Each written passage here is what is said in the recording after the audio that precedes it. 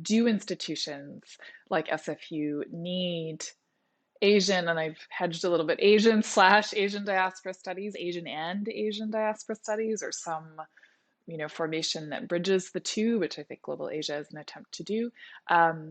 Do we need these formations as perhaps as institutionalized formations?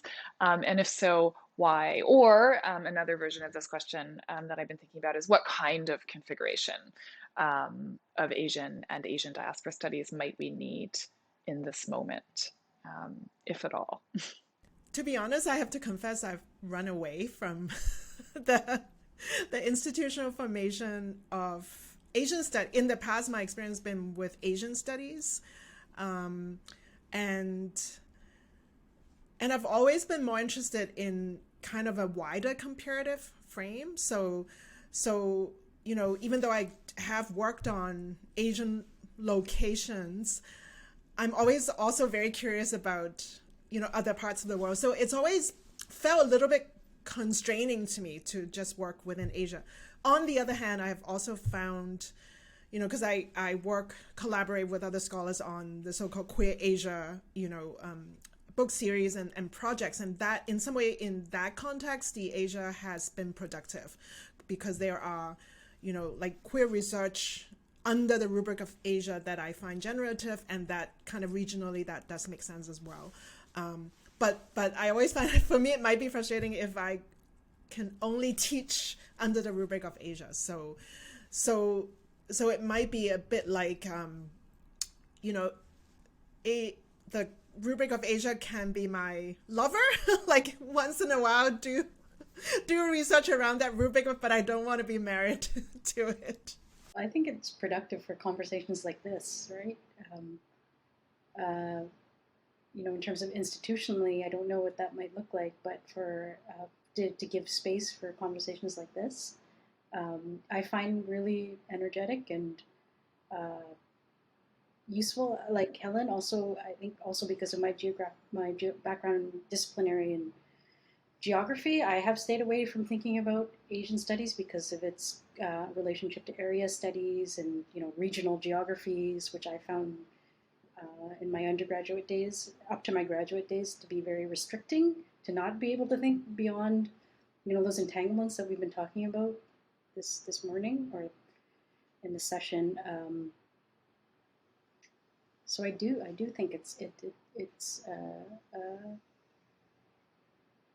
would be a good place for those conversations, the people's theoretical projects, and to be in conversation with one another.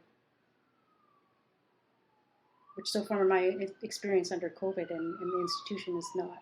We don't have a lot of those opportunities. So It's, I think it's a very important experiment, and maybe it we should conduct it but not evaluate it as to what it means to actually shift the entire Archimedean point through which we view the world from Europe to Asia. What does the world look from Asia? And then train students in that way.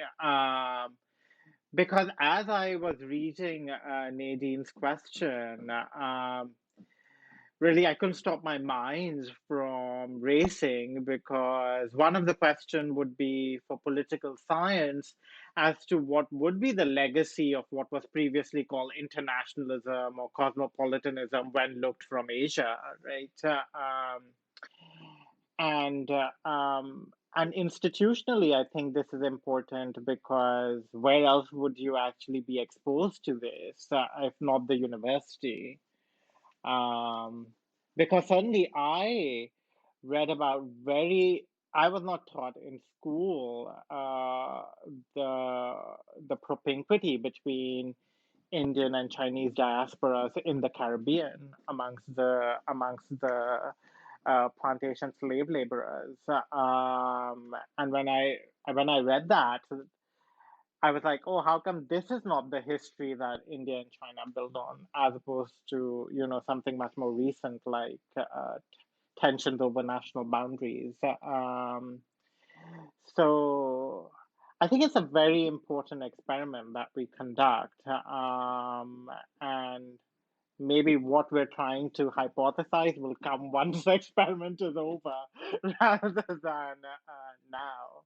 Yeah. And I think Nadine, you know, we have a lot of mutual friends who are involved in inter-Asia cultural studies, and I have always liked that formation of inter-Asia rather than intra-Asia, right? Like the whole idea that is the improbable coexistence of multiple Asias. I think that's Chow Banquat's words, and so I do like that provocation of thinking Asia, but with the realization that it's a construction for all kinds of purposes and that it is itself impossible. And so scholarship I think that comes from that place can be really interesting. And then to look at the everyday and the details, right? All the kind of local instances, traces, which don't really coalesce into Asia, but nonetheless, maybe thinking Asia can send us to those local details. And so I think if we keep that dynamic, you know, happening and not shy away from the tension and the contradictions, then it's interesting. Yeah, I mean, I do think for me, as I think you're all suggesting, the VA, like this idea of an experiment, that to have the formation, the global age, at least at SFU, to have this global Asia formation is a way to ensure that, you know, I think there's a tendency when we're in our different home departments or disciplines, right? Whatever we might be doing in our class, there's a sense in which there's like the Asian content class, right? Like, so it becomes about content or representation. I think that matters. I think SFU needs more people working on this, and there need to be more courses across, you know, faculties, and not just Asian, but right, like whatever, from all the parts, all of the sort of vast parts of this continent. But it also has to be about, you know, what different kinds of knowledge projects, right? What different ways of seeing and understanding the world in its both in its, you know, in that sort of comprehensive sense, but also in its particularity, the local particularity, without necessarily recentering, right? It's not, I don't want to, of course, the project is not to, you know, replace Eurocentrism with kind of, so it's also thinking about, I think, this as part of a broader project of decolonizing, right, the university, right, and or at least of displacing or trying to undo that kind of, to whatever extent is possible, right, the Eurocentrism, Euro-Americocentrism, settler colonial centrism of the university. And so as part of a set of projects or a part of broader projects, right, of dislodging that, provincializing, or however whatever kind of framework you want to use. So I think it does have to be, and that the question is sort of how and what, right? What does that look like? But I do think there is something, yeah, I mean, as we're all anxious about, but in the same way, perhaps, that having the departmental formation of women's studies, right? Certain kinds of work become possible through that, in that space, as opposed to having courses, right, on even feminist approaches to X or Y in different sections of the university, right? But what it means to have a space in the institution where perhaps one can experiment over time, over the 4 years of a degree, with different ways of rethinking knowledge of how we know the world and how we exist and live in it. So thank you so much. I think for our department, for sure, it's been very productive. I mean, just for me, even, I love this conversation. And in some way, we are brought together in this configuration of a sort of all our, however messy, relation to some idea of Asia. And so in that way, it's sort of also served a really good purpose as well. And it's a good instigator of conversation, if nothing else. So I want to thank you all for so generously giving your time. I've really enjoyed myself, and I hope this is just the first of many conversations to come.